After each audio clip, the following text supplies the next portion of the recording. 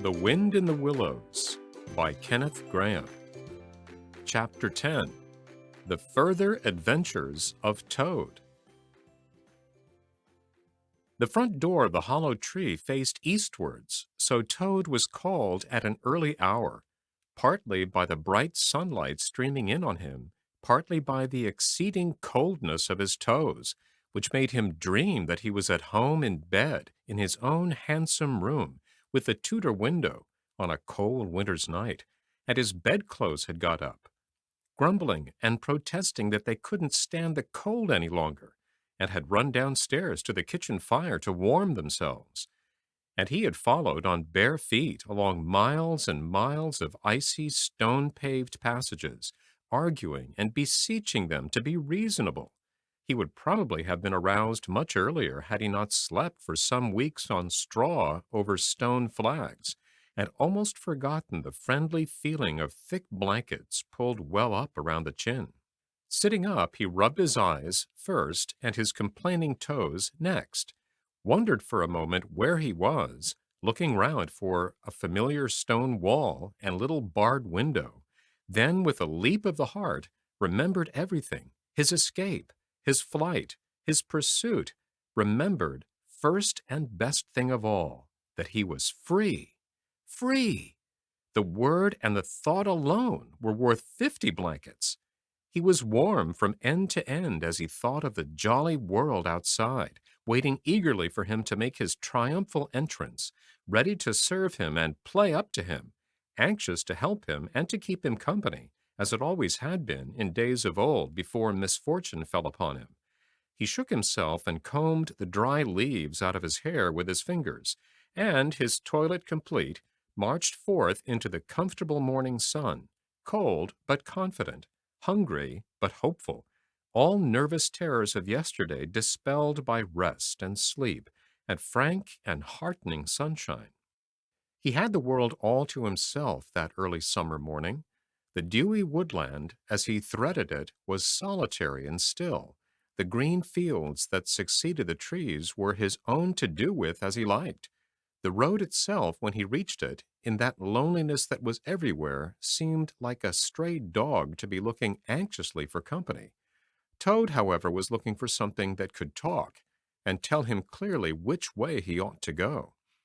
It's all very well when you have a light heart and a clear conscience and money in your pocket, and nobody scouring the country for you to drag you off to prison again to follow where the road beckons and points, not caring whither. The practical Toad cared very much indeed, and he could have kicked the road for its helpless silence when every minute was of importance to him. The reserved rustic road was presently joined by a shy little brother in the shape of a canal, which took its hand and ambled along by its side in perfect confidence, but with the same tongue-tied, uncommunicative attitude toward strangers. "Bother them," said Toad to himself. "But anyhow, one thing's clear. They must both be coming from somewhere and going to somewhere. You can't get over that, Toad, my boy." So he marched on patiently by the water's edge. Round a bend in the canal came plodding a solitary horse, stooping forward as if in anxious thought.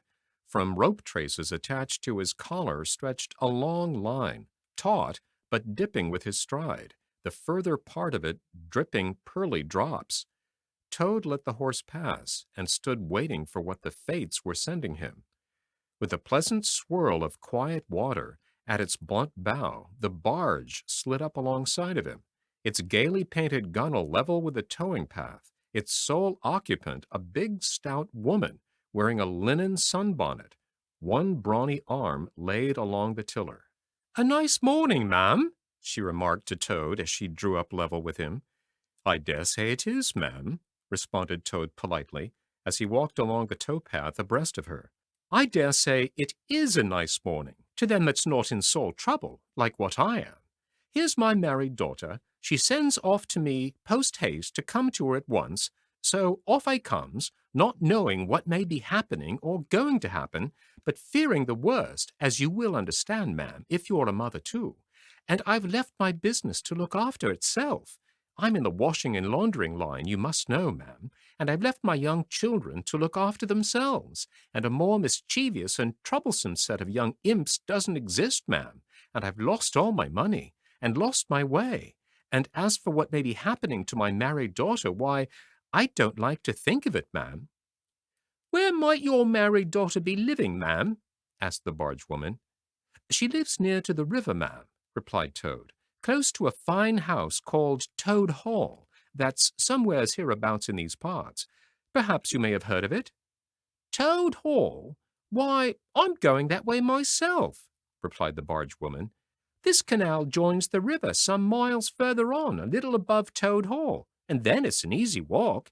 You come along in the barge with me, and I'll give you a lift." She steered the barge close to the bank, and Toad, with many humble and grateful acknowledgments, stepped lightly on board and sat down with great satisfaction. "Toad's luck again," thought he. "I always come out on top." "So you're in the washing business, ma'am," said the barge-woman politely as they glided along. "And a very good business you've got, too, I dare say, if I'm not making too free in saying so." "Finest business in the whole country," said Toad airily. "All the gentry come to me. Wouldn't go to anyone else if they were paid. They know me so well. You see, I understand my work thoroughly and attend to it all myself. Washing, ironing, clear starching, making up gents' fine shirts for evening wear, everything done under my own eye."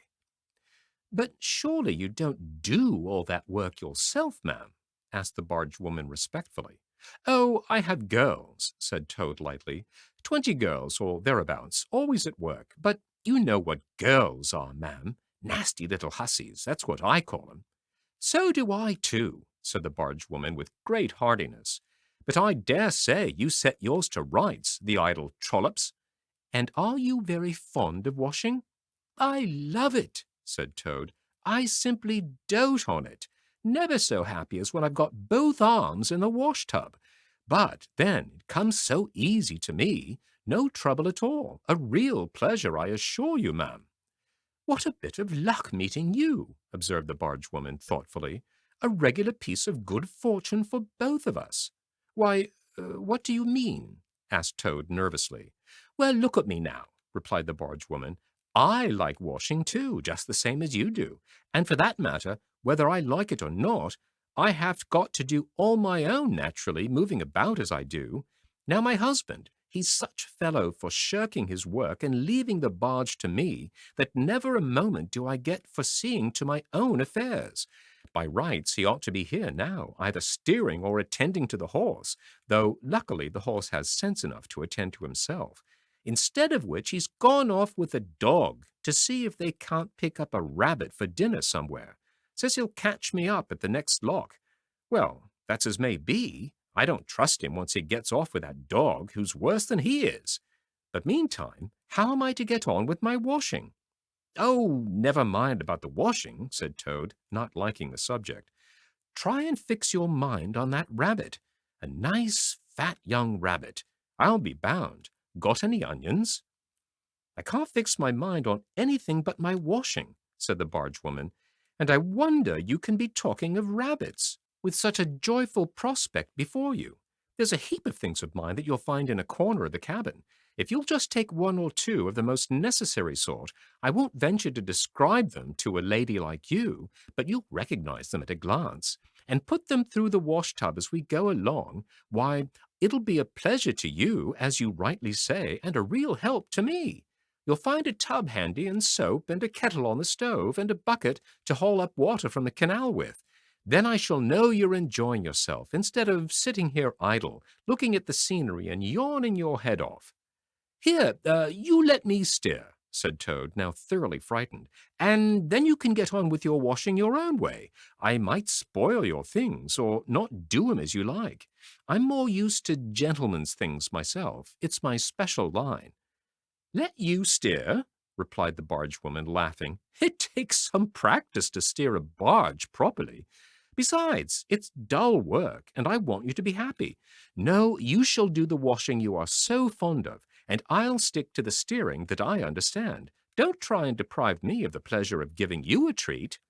Toad was fairly cornered. He looked for escape this way and that, saw that he was too far from the bank for a flying leap, and sullenly resigned himself to his fate. If it comes to that, he thought, in desperation, I suppose any fool can wash. He fetched tubs, soap, and other necessaries from the cabin, selected a few garments at random, tried to recollect what he had seen in casual glances through laundry windows, and set to. A long half-hour passed, and every minute of it saw Toad getting crosser and crosser. Nothing that he could do to the things seemed to please them or do them good.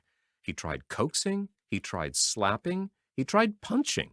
They smiled back at him out of the tub, unconverted, happy in their original sin. Once or twice he looked nervously over his shoulder at the barge-woman, but she appeared to be gazing out in front of her, absorbed in her steering. His back ached badly, and he noticed with dismay that his paws were beginning to get all crinkly. Now Toad was very proud of his paws. He muttered under his breath words that should never pass the lips of either washerwomen or toads, and lost the soap for the 50th time. A burst of laughter made him straighten himself and look round. The barge-woman was leaning back and laughing unrestrainedly, till the tears ran down her cheeks. "I've been watching you the whole time," she gasped. "I thought you must be a humbug all along, from the conceited way you talked. Pretty washerwoman you are. Never washed so much as a dishclout in your life, I'll lay." Toad's temper, which had been simmering viciously for some time, now fairly boiled over, and he lost all control of himself. "You common, low, fat barge-woman," he shouted. "Don't you dare to talk to your betters like that. Washerwoman indeed. I would have you to know that I am a toad, a very well-known, respected, distinguished toad. I may be under a bit of a cloud at present, but I will not be laughed at by a barge-woman." The woman moved nearer to him and peered under his bonnet keenly and closely. "Why, so you are!" she cried. "Well, I never! A horrid, nasty, crawly toad! And in my nice, clean barge, too! Now that is a thing I will not have." She relinquished the tiller for a moment. One big mottled arm shot out and caught Toad by a foreleg, while the other gripped him fast by a hind leg. Then the world turned suddenly upside down. The barge seemed to flit lightly across the sky. The wind whistled in his ears, and Toad found himself flying through the air, revolving rapidly as he went. The water, when he eventually reached it with a loud splash, proved quite cold enough for his taste, though its chill was not sufficient to quell his proud spirit or slake the heat of his furious temper. He rose to the surface, spluttering, and when he had wiped the duckweed out of his eyes, the first thing he saw was the fat barge-woman looking back at him over the stern of the retreating barge and laughing, and he vowed, as he coughed and choked, to be even with her. He struck out for the shore, but the cotton gown greatly impeded his efforts, and when at length he touched land, he found it hard to climb up the steep bank unassisted. He had to take a minute or two's rest to recover his breath. Then, gathering his wet skirts well over his arms, he started to run after the barge as fast as his legs would carry him, wild with indignation, thirsting for revenge. The barge-woman was still laughing when he drew up level with her. "Put yourself through your mangle, washerwoman," she called out, "and iron your face and crimp it, and you'll pass for a quite decent-looking toad." Toad never paused to reply. Solid revenge was what he wanted, not cheap, windy, verbal triumphs, though he had a thing or two in his mind that he would have liked to say. He saw what he wanted ahead of him. Running swiftly on, he overtook the horse, unfastened the tow rope, and cast it off, jumped lightly on the horse's back, and urged it to a gallop by kicking it vigorously in the sides. He steered for the open country, abandoning the towpath, and swinging his steed down a rutty lane. Once he looked back and saw that the barge had run aground on the other side of the canal, and the barge-woman was gesticulating wildly and shouting, "Stop! Stop! Stop!" "I've heard that song before," said Toad, laughing as he continued to spur his steed onward in its wild career. The barge horse was not capable of any very sustained effort, and its gallop soon subsided into a trot, and its trot into an easy walk. But Toad was quite contented with this, knowing that he, at any rate, was moving, and the barge was not. He had quite recovered his temper now that he had done something he thought really clever, and he was satisfied to jog along quietly in the sun, steering his horse along the byways and the bridle paths, and trying to forget how very long it was since he had had a square meal, till the canal had been left very far behind him. He had traveled some miles, his horse and he was feeling drowsy in the hot sunshine, when the horse stopped, lowered his head, and began to nibble the grass. And Toad, waking up, just saved himself from falling off by an effort. He looked around him and found he was on a wide common, dotted with patches of gorse and bramble as far as he could see. Near him stood a dingy gypsy caravan, and beside it a man was sitting on a bucket turned upside down, very busy smoking and staring into the wide world. A fire of sticks was burning nearby, and over the fire hung an iron pot, and out of that pot came forth bubblings and gurglings and a vague suggestive steaminess. Also smells, warm, rich, and varied smells, that twined and twisted and wreathed themselves at last into one complete, voluptuous, perfect smell that seemed like the very soul of nature taking form and appearing to her children, a true goddess, a mother of solace and comfort. Toad now knew well that he had not been really hungry before. What he had felt earlier in the day had been a mere trifling qualm. This was the real thing at last, and no mistake, and it would have to be dealt with speedily, too, or there would be trouble for somebody or something. He looked the gypsy over carefully, wondering vaguely whether it would be easier to fight him or cajole him. So there he sat, and sniffed, and looked at the gypsy, and the gypsy sat and smoked and looked at him. Presently the gypsy took his pipe out of his mouth and remarked in a careless way, "Want to sell that there horse of yours?" Toad was completely taken aback. He did not know that gypsies were very fond of horse stealing, and never missed an opportunity, and he had not reflected that caravans were always on the move and took a great deal of drawing.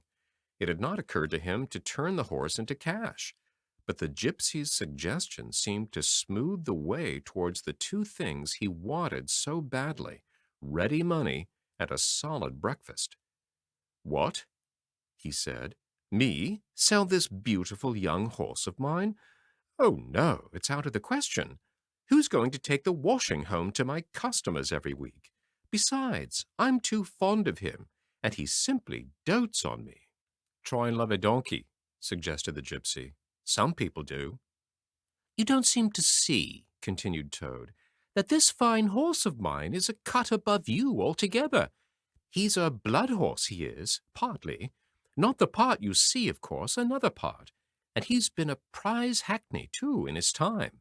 That was the time before you knew him, but you can still tell it on him at a glance, if you understand anything about horses. No, it's not to be thought of for a moment. All the same, how much might you be disposed to offer me for this beautiful young horse of mine?" The gypsy looked the horse over, and then looked Toad over with equal care, and looked at the horse again. "Shillin' a leg," he said briefly, and turned away, continuing to smoke and try to stare the wide world out of countenance. "A shilling a leg?" cried Toad. "If you please, I must take a little time to work that out and see just what it comes to." He climbed down off his horse and left it to graze, and sat down by the gypsy, did sums on his fingers, and said at last, "A shilling a leg, why that comes to exactly 4 shillings and no more. Oh, no, I could not think of accepting 4 shillings for this beautiful young horse of mine." Well, said the gypsy, I'll tell you what I'll do. I'll make it 5 shillings, and that's 3 and 6pence more than the animal's worth, and that's my last word. Then Toad sat and pondered long and deeply, for he was hungry and quite penniless, and still some way, he knew not how far, from home, and enemies might still be looking for him. To one in such a situation, 5 shillings may very well appear a large sum of money.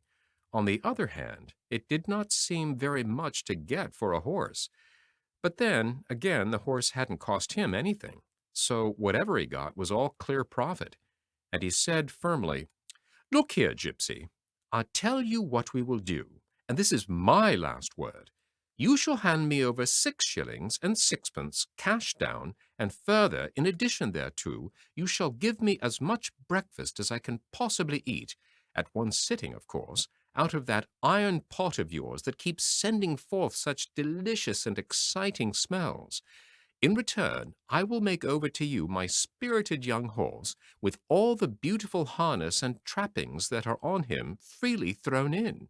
If that's not good enough for you, say so, and I'll be getting on. I know a man near here who's wanted this horse of mine for years. The gypsy grumbled frightfully and declared if he did a few more deals of that sort he'd be ruined. But in the end he lugged a dirty canvas bag out of the depths of his trouser pocket and counted out 6 shillings and 6pence into Toad's paw. Then he disappeared into the caravan for an instant and returned with a large iron plate and a knife, fork, and spoon.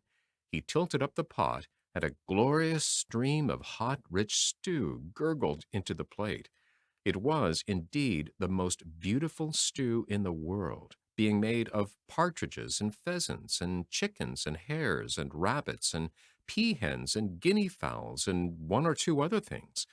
Toad took the plate on his lap, almost crying, and stuffed and stuffed and stuffed, and kept asking for more. The gypsy never grudged it him. He thought that he had never eaten so good a breakfast in all his life. When Toad had taken as much stew on board as he thought he could possibly hold, he got up and said good-bye to the gypsy and took an affectionate farewell of the horse, and the gypsy, who knew the riverside well, gave him directions which way to go, and he set forth on his travels again in the best possible spirits. He was, indeed, a very different Toad from the animal of an hour ago. The sun was shining brightly. His wet clothes were quite dry again. He had money in his pocket once more. He was nearing home and friends and safety. And most and best of all, he had had a substantial meal, hot and nourishing, and felt big and strong and careless and self-confident. As he tramped along gaily, he thought of his adventures and escapes, and how when things seemed at their worst, he had always managed to find a way out, and his pride and conceit began to swell within him. Ho, ho, he said to himself as he marched along, with his chin in the air. What a clever Toad I am! There's surely no animal equal to me for cleverness in the whole world. My enemies shut me up in prison, encircled by sentries, watched night and day by warders. I walk out through them all by sheer ability coupled with courage. They pursue me with engines and policemen and revolvers. I snap my fingers at them and vanish, laughing, into space. I am, unfortunately, thrown into a canal by a woman, fat of body and very evil-minded. What of it? I swim ashore, I seize her horse, I ride off in triumph, and I sell the horse for a whole pocketful of money and an excellent breakfast. Ho! I am the Toad, the handsome, the popular, the successful Toad. He got so puffed up with conceit that he made up a song as he walked in praise of himself, and sang it at the top of his voice, though there was no one to hear it but him. It was perhaps the most conceited song that any animal ever composed. The world has held great heroes, as history books have showed, but never a name to go down to fame compared with that of Toad. The clever men at Oxford know all that there is to be knowed, But they, none of them, know one half as much as intelligent Mr. Toad. The animals sat in the ark and cried. Their tears in torrents flowed. Who was it said, "There's land ahead," encouraging Mr. Toad? The army all saluted as they marched along the road. Was it the king or Kitchener? No, it was Mr. Toad. The queen and her ladies-in-waiting sat at the window and sewed. She cried, "Look, who's that handsome man?" They answered, "Mr. Toad." There was a great deal more of that same sort, but too dreadfully conceited to be written down. These are some of the milder verses. He sang as he walked, and he walked as he sang, and got more inflated every minute, but his pride was shortly to have a severe fall. After some miles of country lanes, he reached the high road, and as he turned into it and glanced along its white length, he saw approaching him a speck that turned into a dot, and then into a blob, and then into something very familiar, and a double note of warning, only too well known, fell on his delighted ear. "This is something like," said the excited Toad. "This is real life again. This is once more the great world from which I have been missed so long. I will hail them, my brothers of the wheel, and pitch them a yarn of the sort that has been so successful hitherto, and they will give me a lift, of course, and then I will talk to them some more, and perhaps with luck, it may even end in my driving up to Toad Hall in a motor car. That will be one in the eye for Badger." He stepped confidently out into the road to hail the motor car, which came along at an easy pace, slowing down as it neared the lane, when suddenly he became very pale. His heart turned to water, his knees shook and yielded under him, and he doubled up and collapsed with a sickening pain in his interior. And well he might, the unhappy animal, for the approaching car was the very one he had stolen out of the yard of the Red Lion Hotel on that fatal day when all his troubles began, and the people in it were the very same people he had sat and watched at luncheon in the coffee room. He sank down in a shabby, miserable heap in the road, murmuring to himself in his despair, "It's all up. It's all over now. Chains and policemen again. Prison again. Dry bread and water again. Oh, what a fool I have been! What did I want to go strutting about the country for, singing conceited songs and hailing people in broad day on the high road, instead of hiding till nightfall and slipping home quietly by back ways? Oh, hapless Toad! Oh, ill-fated animal!" The terrible motor car drew slowly nearer and nearer, till at last he heard it stop just short of him. Two gentlemen got out and walked round the trembling heap of crumpled misery lying in the road, and one of them said, "Oh dear, this is very sad. Here is a poor old thing, a washerwoman apparently, who has fainted in the road. Perhaps she is overcome by the heat, poor creature, or possibly she has not had any food today.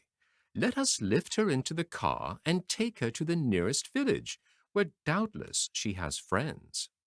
They tenderly lifted Toad into the motor car and propped him up with soft cushions and proceeded on their way. When Toad heard them talk in so kind and sympathetic a way, and knew that he was not recognized, his courage began to revive, and he cautiously opened first one eye and then the other. "Look," said one of the gentlemen, "she's better already. The fresh air is doing her good. How do you feel now, ma'am?" "Thank you kindly, sir," said Toad in a feeble voice. "I'm feeling a great deal better." "That's right," said the gentleman. "Now keep quite still, and above all, don't try to talk." "Oh, I won't," said Toad. "I was only thinking if I might sit in the front seat there, beside the driver, where I could get the fresh air full in my face, I should soon be all right again." "What a very sensible woman," said the gentleman. "Of course you shall." So they carefully helped Toad into the front seat beside the driver, and on they went again. Toad was almost himself again by now. He sat up, looked about him, and tried to beat down the tremors, the yearnings, the old cravings that rose up and beset him and took possession of him entirely. It is fate, he said to himself. Why strive? Why struggle? And he turned to the driver at his side. Please, sir, he said, I wish you would kindly let me try and drive the car for a little. I've been watching you carefully, and it looks so easy and so interesting, and I should like to be able to tell my friends that once I had driven a motor car. The driver laughed at the proposal so heartily that the gentleman inquired what the matter was. When he heard, he said to Toad's delight, Bravo, ma'am! I like your spirit. Let her have a try, and look after her. She won't do any harm. Toad eagerly scrambled into the seat vacated by the driver, took the steering wheel in his hands, listened with affected humility to the instructions given him, and set the car in motion, but very slowly and carefully at first, for he was determined to be prudent. The gentlemen behind clapped their hands and applauded, and Toad heard them saying, How well she does it! Fancy a washerwoman driving a car as well as that, the first time. Toad went a little faster, then faster still, and faster. He heard the gentleman call out warningly, Be careful, washerwoman! And this annoyed him, and he began to lose his head. The driver tried to interfere, but he pinned him down in his seat with one elbow and put on full speed. The rush of air in his face, the hum of the engines, and the light jump of the car beneath him intoxicated his weak brain. Washerwoman indeed, he shouted recklessly. Ho, ho! I am the Toad, the motor-car snatcher, the prison breaker, the Toad who always escapes. Sit still, and you shall know what driving really is, for you are in the hands of the famous, the skillful, the entirely fearless Toad. With a cry of horror, the whole party rose and flung themselves on him. Seize him, they cried. Seize the Toad, the wicked animal who stole our motor car. Bind him, chain him, drag him to the nearest police station. Down with the desperate and dangerous Toad. Alas, they should have thought. They ought to have been more prudent. They should have remembered to stop the motor car somehow before playing any pranks of that sort. With half a turn of the wheel, the Toad sent the car crashing through the low hedge that ran along the roadside. One mighty bound, a violent shock, and the wheels of the car were churning up the thick mud of a horse pond. Toad found himself flying through the air with the strong upward rush and delicate curve of a swallow. He liked the motion, and was just beginning to wonder whether it would go on until he developed wings and turned into a toad bird, when he landed on his back with a thump in the soft, rich grass of a meadow. Sitting up, he could just see the motor car in the pond, nearly submerged. The gentleman and the driver, encumbered by their long coats, were floundering helplessly in the water. He picked himself up rapidly and set off running across country as hard as he could, scrambling through hedges, jumping ditches, pounding across fields, till he was breathless and weary and had to settle down into an easy walk. When he had recovered his breath somewhat, he was able to think calmly and began to giggle. And from giggling, he took to laughing, and he laughed till he had to sit down under a hedge. Ho, ho, ho, he cried, in ecstasies of self-admiration. Toad again. Toad, as usual, comes out on the top. Who was it that got them to give him a lift? Who managed to get on the front seat for the sake of fresh air? Who persuaded them into letting him see if he could drive? Who landed them all in a horse pond? Who escaped, flying gaily and unscathed through the air, leaving the narrow-minded, grudging, timid excursionists in the mud where they should rightly be? Why, Toad, of course. Clever Toad, great Toad, good Toad. Then he burst into song again and chanted with uplifted voice. The motor car went poop, poop, poop as it raced along the road. Who was it steered it into a pond? Ingenious Mr. Toad. Oh, how clever I am! How clever, how very clever! A slight noise at a distance behind him made him turn his head and look. Oh horror! Oh misery! Oh despair! About 2 fields off, a chauffeur in his leather gaiters and 2 large rural policemen were visible, running towards him as hard as they could go. Poor Toad sprang to his feet and pelted away again, his heart in his mouth. "Oh, my!" he gasped as he panted along. "What an ass am I! What a conceited and heedless ass! Swaggering again, shouting and singing songs again, sitting still and gassing again. Oh, my! Oh, my! Oh, my!" He glanced back and saw, to his dismay, that they were gaining on him. On he ran desperately, but kept looking back and saw that they still gained steadily. He did his best, but he was a fat animal, and his legs were short, and still they gained.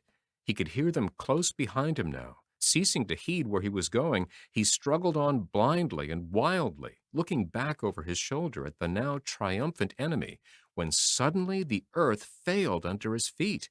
He grasped at the air, and splash! He found himself head over ears in deep water, rapid water, water that bore him along with a force he could not contend with, and he knew that in his blind panic he had run straight into the river.